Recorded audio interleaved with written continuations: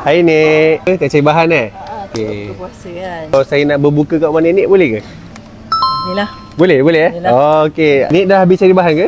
Ada lagi. Ada sikit ke? Jom. Ni saya boleh bawa kan? Untuk episod dari Dapur ke Hati hari ni, kita akan berbuka dekat rumah Nek T untuk masak Roti boyan. roti boyan. Alright. Untuk resipi roti boyan, hari ni kita guna ayam cari. Masukkan je. Memang senang, korang tak payah cari. Masukkan bawang, kacang. Ikan ni dah rebus tau. Kita minyak dia lah. Ada kering lah. Dan nak buat tepung dia. Orang lama punya teknik ni. Masukkan inti, lepas tu kita nak flip terus.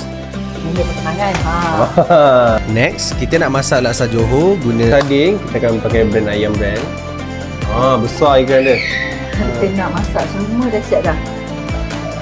Untuk santan, kita akan gunakan santan kelapa ayam brand 100% natural, tak ada bahan pengawet dan sangat senang nak digunakan. Untuk bulan Ramadan, apa plan Nenek? Untuk keluarga lah. Nenek masak yang minat masak. Oh, nak masak. Untuk air, kita akan buat coconut latte.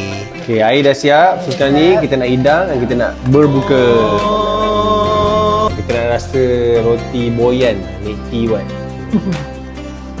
Ayam lembut, sangat-sangat garing. Sedap tak?